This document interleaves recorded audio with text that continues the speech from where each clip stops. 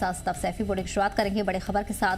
Jammu Kashmir assembly में जबरदस्त हंगामा देखने को मिला। आर्टिकल 370 पर हंगामा हुआ है। आर्टिकल 370 स्पेशल स्टेटस पर हंगामा हुआ। आरएस पठानिया ने एनसी कांग्रेस पर तनकीद की है। बता दें कि एनसी कांग्रेस आईनी बेंच का फैसला मानने को तैयार नहीं है। 370 को लेकर आइन में दर्ज लफ्ज टेम्पररी पर जोर दिया गया।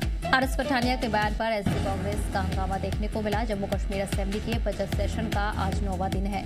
वक्फा सवाल के बाद उमर सरकार के दूसरे बजट पर चर्चा शुरू हुई। उधमपुर से रुकने असेंबली आरएस पठानिया ने अपोजिशन की तरफ से चर्चा की शुरुआत की।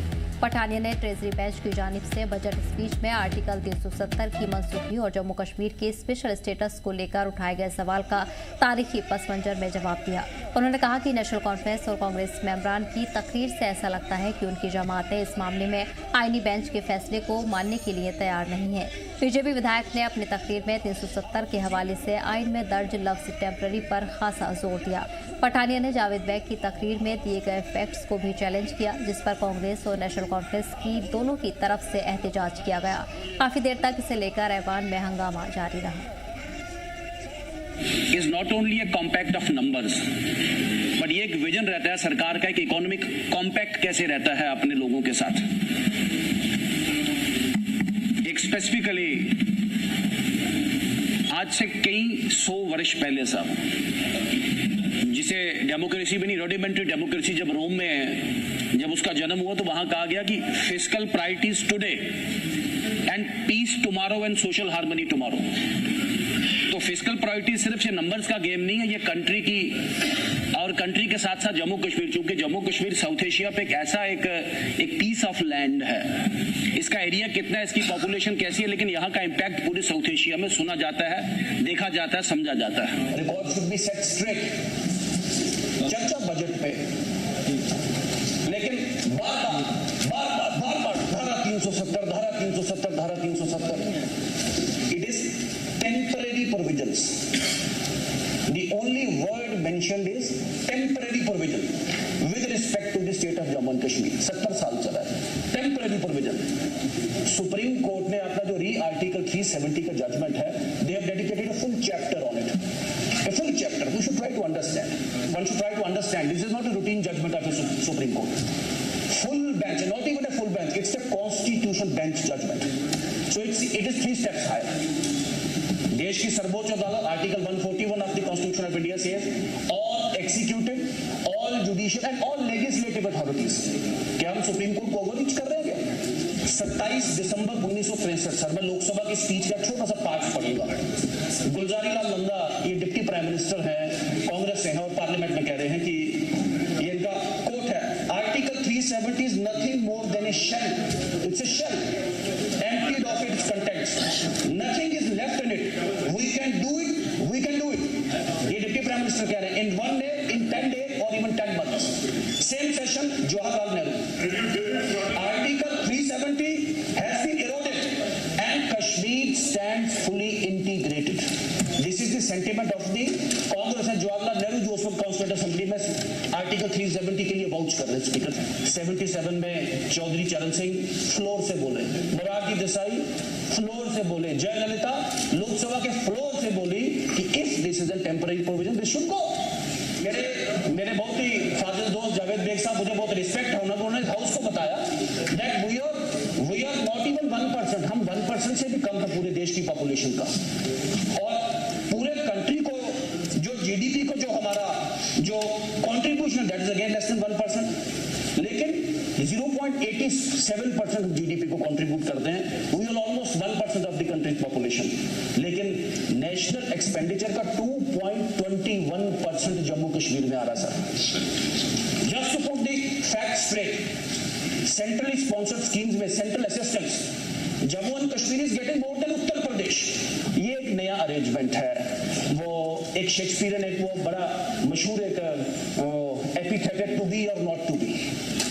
वो किसी शायर ने ठीक कहा कि हसरत भी उस मुसाफिर बेकस को देख के रोए जो थक हार के बैठ जाता है मंजिल के सामने। अरे भी इकदार मिला, सरकार मिली है आपको, ये क्या बातें कर रहे हैं, हमारी सुन नहीं रहा। What do you mean? Ranveer Singh Pathania की स्पीच के दौरान दूसरी दफा उस वक्त हंगामा हुआ जब उन्होंने डिप्टी सीएम और माइनिंग वजीर Surendra Chaudhary of conflict of interest का इल्जाम लगाया। उन्होंने इल्जाम लगाया कि उनके परिवार और करीबी लोग इसमें शामिल हैं। डिप्टी सीएम और नेशनल कॉन्फ्रेंस की जानिब से इस पर सख्त ऐतराज जताया गया। पठानिया ने नेशनल लॉ यूनिवर्सिटी के हवाले से वज़ीर आला के बयान पर भी अपनी तकरीर में जिक्र किया। उन्होंने कहा कि सीएम ने गैर जरूरी तौर पर इस मामले को एक रीजन से जोड़ने की कोशिश की। पठानिया ने कहा कि बेवजह के तनाज़े से बचने के लिए पार्टी की तजवीज़ है कि जम्मू और कश्मीर दोनों खित्ते में नेशनल लॉ यूनिवर्सिटी खोली जानी चाहिए। आगे पीछे बात की उसको विड्रॉ करूंगा, लेकिन एक बात है उसके साथ मैं आगे खड़ा हूं स्पीकर सर आपके माध्यम से। द लैंग्वेज एडमिनिस्ट्रेटिव लॉ में there is a language use conflict of interest. मेरा स्पेसिफिक चार्ज है माइनिंग मिनिस्टर साहब, आप माइनिंग मिनिस्टर हैं, आप बहुत काबिल आदमी, आपका पर्सनल मेरे साथ कुछ नहीं मेरा, लेकिन आपके परिवार के लोग माइनिंग कर रहे हैं, माइनिंग मिनिस्टर सरकार ने आपके परिवार के लोगों के माइनिंग के बिजनेस है, सरकार ने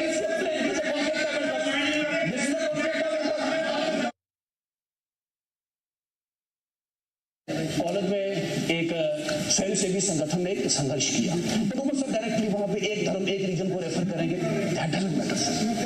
मेरा सबमिशन है। फिर आ गया नेशनल लॉ यूनिवर्सिटी वाला, आपके साहब श्रीनगर में मैंने उस पर बात की है।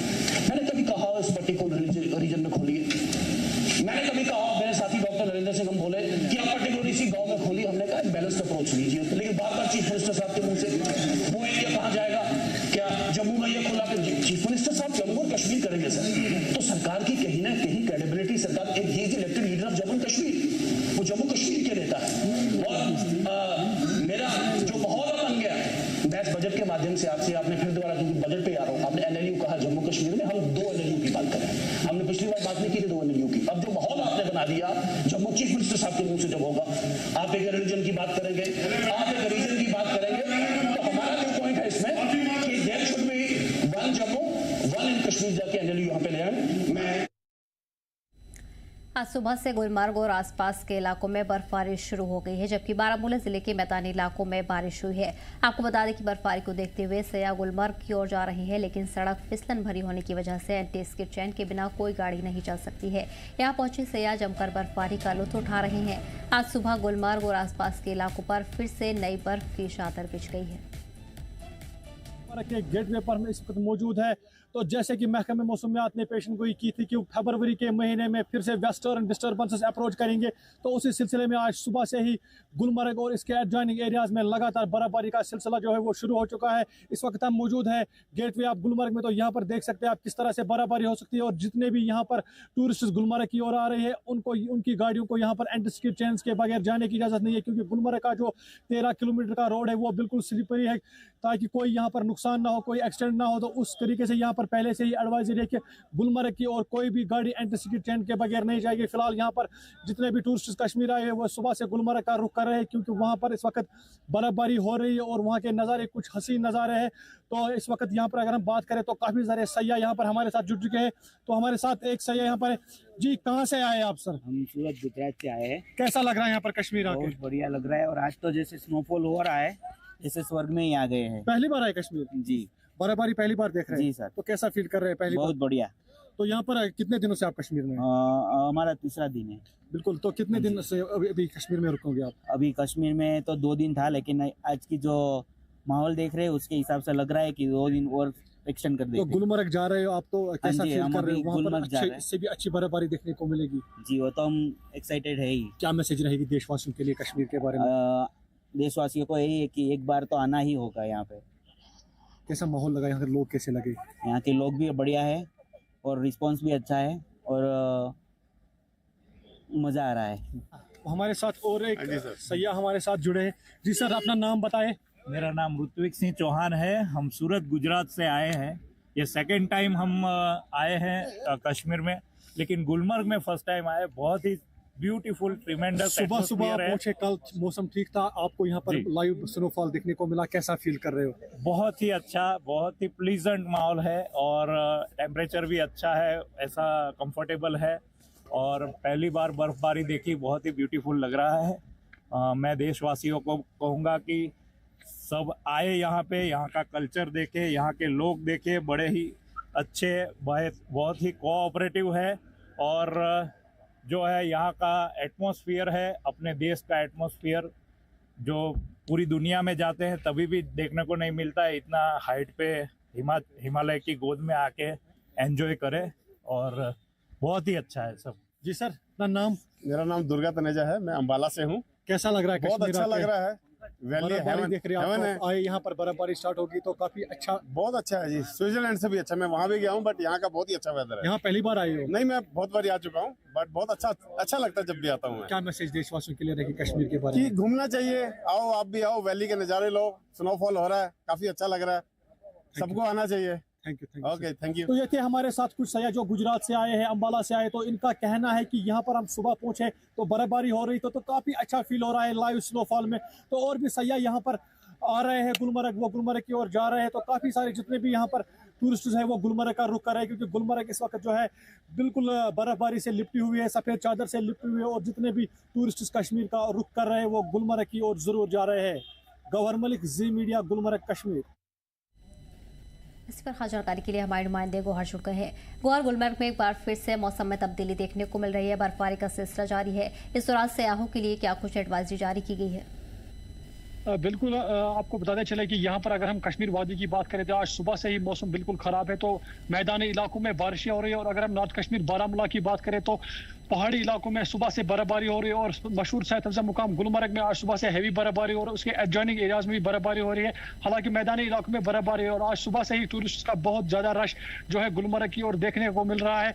आज सुबह से यहाँ पर एडवाइजरी के एक जारी कर दी कि किसी भी गाड़ी को वहाँ पर एंटी स्किड चेन्स के बगैर नहीं चलना चाहिए, क्योंकि गुलमर्ग का जो रोड है यहाँ पर गेटवे ऑफ गुलमर्ग जो है टंगमर्ग, वहाँ से 13 किलोमीटर का जो हिली रोड है वो बहुत स्लिपरी होता है। उस वजह से एंटी स्किड चेन्स के बगैर किसी गाड़ी को जाने की इजाजत नहीं, क्योंकि वहाँ पर टूरिस्ट जा रहे हैं और कोई जानी नुकसान या ना हो, कोई एक्सीडेंट का खतरा ना हो, उस हवाले से यहाँ पर चेन लगाना जरूरी है। आज सुबह से ही काफी हैवी बर्फबारी और इस वक्त भी आप देख सकते हैं कि यहाँ पर काफी हैवी बर्फबारी हो रही है। और कब तक ये मौसम ऐसा ही रहेगा ये देखने वाली बात है। हालांकि महकमे मौसमियात ने जो पेशन गोई की थी कि 2 दिन के लिए यहाँ पर वेस्टर्न डिस्टर्बेंसेस रहेंगे, उस हवाले से कल शाम से ही मौसम अबर आलू था और आज सुबह यहाँ पर बर्फबारी स्टार्ट हो गई और आज शाम तक यहाँ पर जताया जा रहा है कि मौसम फिर से ठीक हो जाएगा। मगर अगर हम बात करें विंटर के हार्श पीरियड चढ़ाई कलान की तो वो अब निकल गया है, मगर फरवरी के महीने में जो ऐसी बर्फबारी होती है या बारिशें होती है वो देखने को मिलती है। उस हवाले से यहाँ पर सुबह से बर्फबारी लगातार हो रही है और जितने भी सयाह यहाँ पर कश्मीर वादी का रुख कर रहे हैं वो गुलमर्ग का रुख कर रहे हैं। और गुलमर्ग के लिए उनको उनकी गाड़ियों में एंटी स्किड चेन्स का होना बहुत जरूरी है और गुलमर्ग में वो स्कीइंग का एंजॉय कर रहे हैं,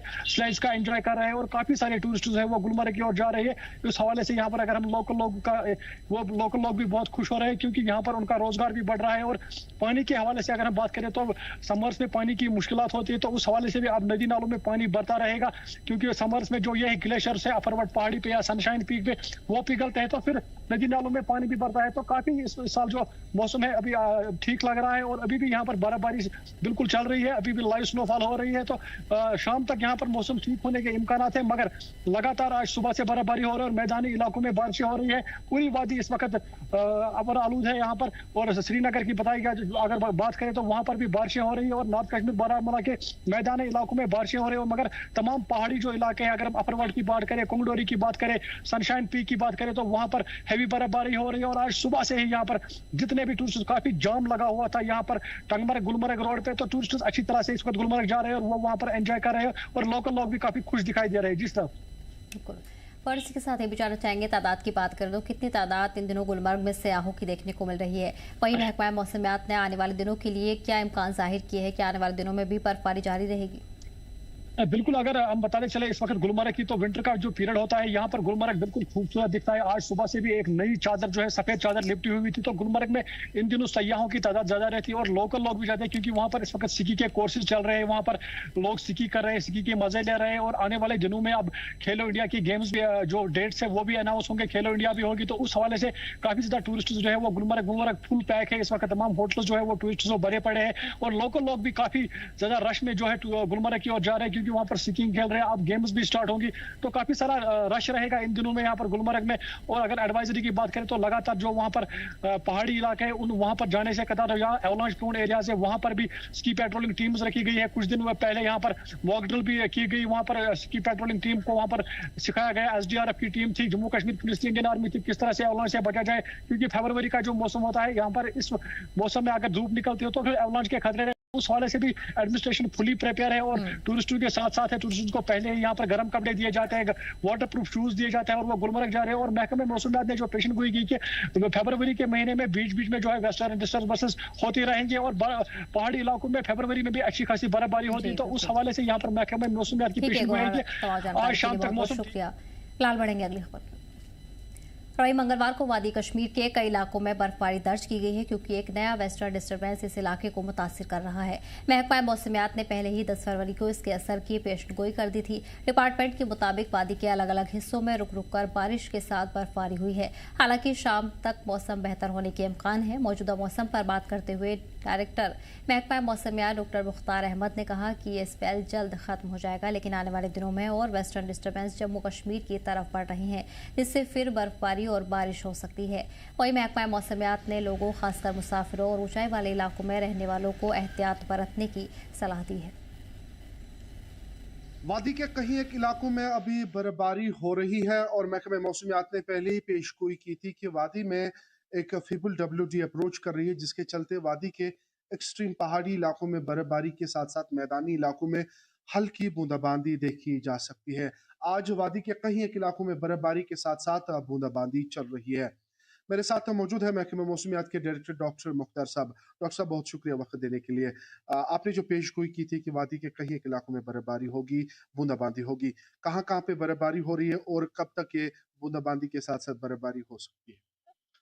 जी बहुत बहुत शुक्रिया। देखो ऑलरेडी एक्सपेक्टेड था एक फीबल WD खासकर 9-10 के दरमियान जो अप्रोच करने वाला है, तो कल शाम से ही मौसम क्लाउडी रहा और रात के टाइम जो हल्की बर्फबारी पहाड़ी इलाकों में देखी गई, स्पेशली जो डिस्ट्रिक्ट कुपवारा के, बांडीपुरा के, डिस्ट्रिक्ट गांधरबल के कुछ एक पहाड़ी इलाके और इसी तरह यहाँ गुलमर्ग और एडजॉइनिंग एरियाज़ के अंदर भी जो है हल्की बर्फबारी रही। बाकी कुछ एक मैदानी इलाकों के अंदर भी हल्की बारिशें और करंटली मौसम अबरालूद बना हुआ है। हल्की बारिशें मैदानी इलाकों में चल रही है, खासकर नॉर्थ कश्मीर और सेंट्रल कश्मीर के मैदानी इलाकों के अंदर, वहीं पहाड़ी इलाकों में हल्की बर्फबारी।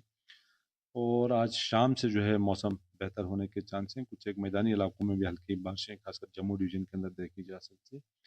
और अभी खासकर अभी 13-14 के बीच में भी एक फीबल WD है, इसी तरह 16-17 के दरमियान भी एक फीबल WD के चांसेस हैं।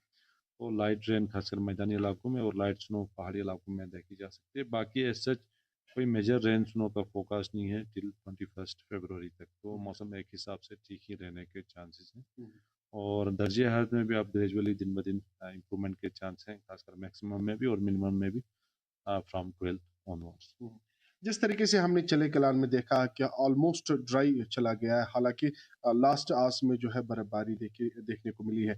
क्या फेब में हम एक्सपेक्ट करते हैं एक और स्ट्रॉन्ग WD जिसके चलते कहीं एक इलाकों में बर्फबारी, मैदानी इलाकों में बर्फबारी होगी? अभी के हिसाब से तो फिलहाल लग नहीं रहा है कि फरवरी में कोई मेजर रेन स्नो के चांस हैं, एक्सेप्ट जो फीबल WD या फीबल टू मॉडरेट ये थोड़ा सा रहेगा, लेकिन कोई स्ट्रॉन्ग WD की इंडिकेशंस नहीं है। तो देखते हैं क्या कुछ रहता है। अगर कोई ऐसा डेवलपमेंट होता है तो आप लोगों को वेल इन टाइम इन्फॉर्म किया जाएगा। बहुत शुक्रिया डॉक्टर साहब। ये हमारे साथ मौजूद थे महकमा मौसमियात के डायरेक्टर डॉक्टर मुख्तार साहब, और जानने की कोशिश की है जिस तरीके से पेशगोई की गई थी कि वादी में बर्फबारी के साथ साथ बूंदाबांदी होगी और आज शाम से मौसम में काफ़ी ज़्यादा बेहतरी देखी जा सकती है। वही 2 और WDs जम्मू कश्मीर को आगे आने वाले दिनों में हिट कर सकती, जिसके चलते हल्की बूंदाबांदी के साथ साथ पहाड़ी इलाकों में हल्की बर्फबारी भी देखने को मिल सकती है। कैमरामैन फिरदौस नजार के साथ मैं Aqib Dar, Zee media, Srinagar. Jammu Srinagar national highway मंगलवार को बारिश और बर्फबारी के बावजूद खुला रहा। हल्की मोटर गाड़ियों को दोनों सिमत में और भारी गाड़ियों को उधमपुर से श्रीनगर की ओर चलने की इजाजत दी गई थी। अफसरान ने कहा कि मौसम बेहतर रहा, लेकिन सड़कें तसल्ली बख्श हैं और ट्रैफिक लगातार निगरानी में है। ये हाईवे कश्मीर वादी को देश के बाकी हिस्सों से जोड़ने वाला इकलौता रोड है। वहीं मौसम की वजह से ट्रैफिक भी मुतासिर हो सकता है।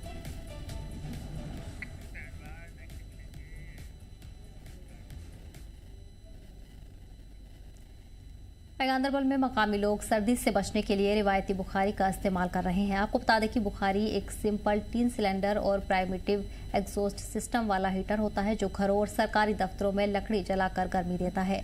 मकामी लोग कहते हैं कि बुखारी सिर्फ हीटिंग डिवाइस नहीं बल्कि उनकी सकाफत और रिवाज का हिस्सा है। इसके चारों ओर परिवार इकट्ठा होते हैं, कहानियाँ शेयर करते हैं और कश्मीरी चाय का लुत्फ उठाते हैं। डॉक्टर्स ने तनबिया किया है कि बुखारी इस्तेमाल करते समय प्रॉपर वेंटिलेशन ज़रूरी है क्योंकि ये कार्बन मोनोऑक्साइड छोड़ता है। छोड़ती है, जो जहरीली गैस है और जानलेवा साबित हो सकती है। मकानों के अंदर भी सर्दियां जो हैं वो शिद्दत की हो जाती हैं। तो हमारा ये जो बुखारियों का सिस्टम है जो आप देख रहे हैं, ये बहुत पुराना एक ट्रेडिशनल एक कल्चर हमारा। तो हम इसमें लकड़ियाँ लगा के थोड़ी बहुत, और फिर इसमें चारों तरफ घर के जितने भी फैमिली मेंबर होते हैं वो आराम से गर्मी कर लेते हैं, और फिर इसी बुखारी पे हम खाना पकाना भी अच्छी तरीके से तैयार कर लेते हैं। तो अक्सर जो बेशतर पूरे कश्मीर के यही हालात हैं। आप गुरेज में जाइए, तलेल में जाइए, आप कंगन के जो अपर एरियाज़ हैं इनमें, या कंगन का या डिस्ट्रिक्ट गांदरबल का ही, या शोपियान, कुपवाड़ा, बारामूला, जितने भी इलाके हैं आप जहां जाइए और आपको अपर एरियाज़ में इस तरह की ये जो बुखारियों का सिस्टम आपको नजर आएगा। जिसकी वजह से चिलकलान स्टार्ट होने से पहले 2 महीना सर्दी शुरू हो जाती है और उसके 2 महीने बाद भी सर्दी बहुत होती है कश्मीर में। चिलकलान एक ऐसा निज़ाम है कि इसको कोई चेंज नहीं कर सकता। तो आज मैं आपको यही कहूँगा कि बुखारी, पहले तो हम अपने कोठों में चूल्हा जलाते थे, चूल्हा की वजह से गर्मी करते थे और उस टाइम हमें बुखारी होती थी, लेकिन आज हम खाली बुखारी जलाते हैं, चूल्हा बंद कर दिया क्योंकि लकड़ी जंगल से मिल नहीं रही है। जो अपनी ज़मीनों में टूटी फूटी लकड़ी हैं उन्हीं से जुगाड़ करके तो अपना ये निज़ाम चला रहे हैं। हमारे बुजुर्ग है या बच्चे हैं तो इनको बीमार होने का खतरा है। सर्दी आपको पता ही है, सर्दी बहुत है, इसी वजह से हम अंदर ही रहते हैं। तो ये बुखारी 6 महीने हम पूरे जलाते हैं, 6 महीने हम अपने से खाना भी पकाते हैं और उसके बाद इससे हम गर्मी भी हासिल करते हैं। बुखारी हमें विंटर के टाइम में लगती है। हम नवंबर में बुखारी स्टार्ट करते हैं और एंडिंग मार्च तक लगाते हैं। विंटर में यहाँ पे माइनस में टेम्परेचर चला जाता है और इसके हमको फ़ायदे ये मिलते हैं कि एक तो हमको सर्दी से निजात मिलती है, और इसका नुकसानात भी ये है कि अगर कभी कभी बंद कमरे में अगर ये बुखारी चलती रहेगी तो उसकी वजह से सफोकेशन होके खतरे भी है। इसीलिए हम इसको वेंटिलेशन का, हवा का यहाँ पे अच्छी तरीके से रखते हैं। इस्तेमाल हम बहुत पहले से कर रहे हैं। अगर बुखारी ना होती तो सर्दी से बहुत बुरी हालात हो जाती है कश्मीर में, इसीलिए हमको बुखारी की बहुत ज़्यादा ज़रूरत पड़ती है। तो आज के समय में लकड़ियों की भी हमें बहुत ज़्यादा कमी पड़ती है, इस वजह से हमको बुखारी भी लगानी पड़ती है और लकड़ियों को भी उससे पहले अरेंजमेंट करना पड़ता है। जैसे आपको पता है कि क्लास के लिए हर साल हम ये एडवाइजरी करते हैं सर्दी आने से पहले कि हीटिंग गैजेट चाहे वो किसी नौइयत का हो, ख़ास तौर पे मैं यहाँ पे आपके साथ शेयर करूँगा कोल बुखारियाँ या लकड़ी वाली बुखारियाँ, ये बहुत हाई रिस्क की एक हीटिंग गैजेट्स होती हैं। इसमें बेसिकली जलने के बाद एक गैस निकलता है, उसको कार्बन डाइऑक्साइड बोलते हैं, carbon monoxide. Carbon monoxide poisoning जो है इट इज़ वेरी रिस्की। ये एक इंसान को नींद में ही बेहोश करके उसको मरने के दहाने पे पहुंचा देता है। इसलिए सबसे एहतियात उन फैमिलीज की जो एक साथ सोते, इसी कमरे में 5 या 6 या 7 एक साथ सोते हैं, उनमें हाई रिस्क रहती है कि कार्बन मोनोऑक्साइड पॉइजनिंग से साइलेंट डेथ के बहुत ज्यादा चांसेस रहते हैं। खासतौर पे कोल बुखारी, उसके बाद लकड़ी वाली बुखारी जो जलाने के काम आती है, उसके बाद गैस बुखारी। लास्ट ईयर हमने बहुत सारे इवेंट्स देखे वैली में, खास तौर पे कि गैस चालू रहा और सवेरे लाशें फिर उस कमरे से निकली।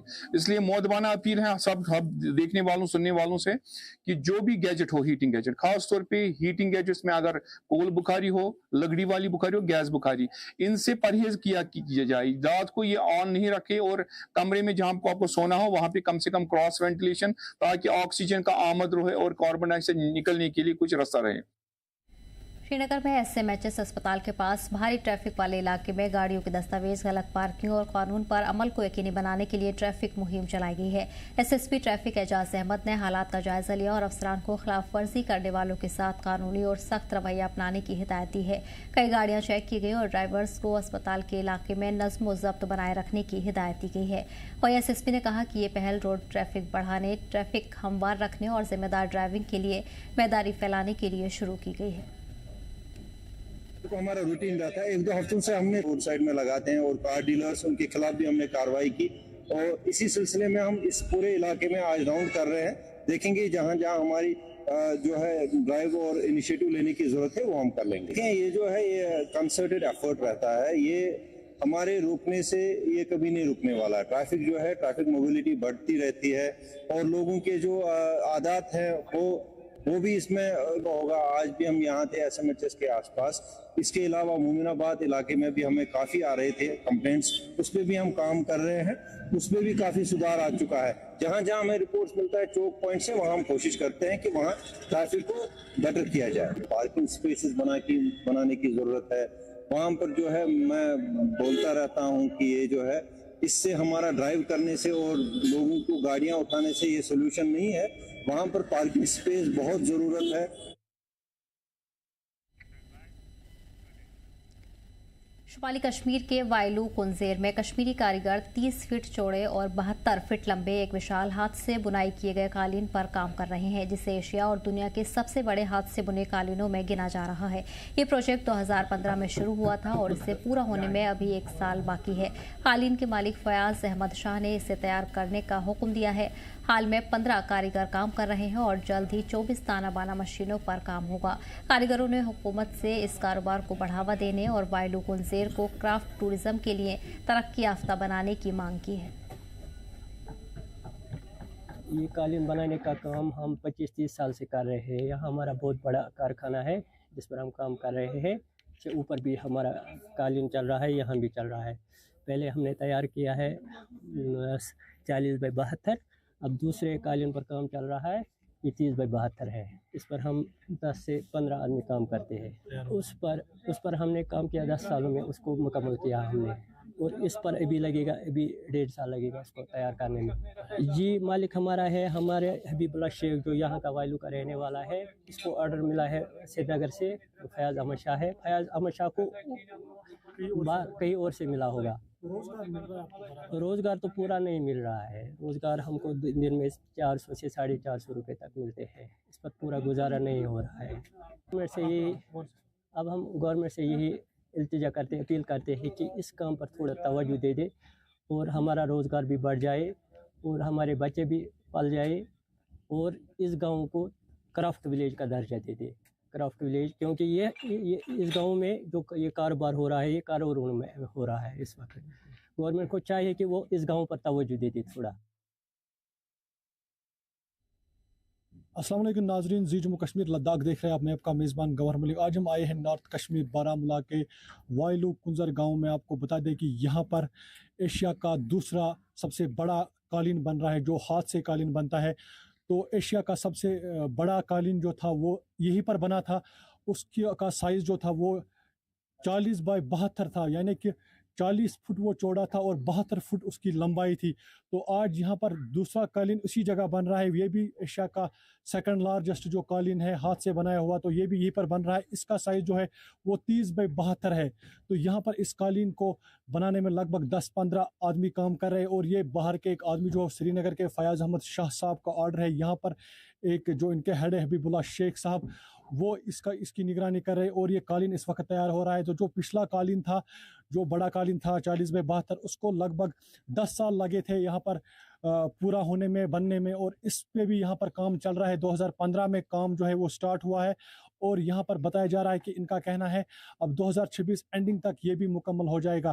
तो यहाँ पर जो कालीन के काम से काफ़ी लोग यहाँ पर वापस आते हैं, मगर बीच में ये काम रुक गया। मगर यहाँ का जो गांव है ये फिर से यहाँ पर जो है कालीन का काम चल रहा है। और यहाँ पर इस गांव से करोड़ों की जो मालियत से जो कालीन तैयार होते हैं वो यहाँ से बाहर एक्सपोर्ट होते हैं और यहाँ का रोज़गार बनता है। मगर यहाँ पर जो ये काम, इनका कहना है कि गवर्नमेंट को यहाँ हमारी तरफ तवज्जो देना चाहिए। इस जो ये कारपेट का काम है इसकी तरफ तवज्जो देना चाहिए ताकि हमारा रोज़गार भी बढ़े।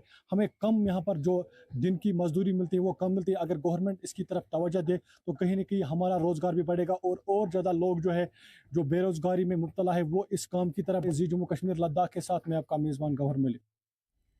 फिलहाल इस बुलेटिन में इतना ही। हमें दीजिए इजाज़त। एक तरह से जम्मू कश्मीर लद्दाख।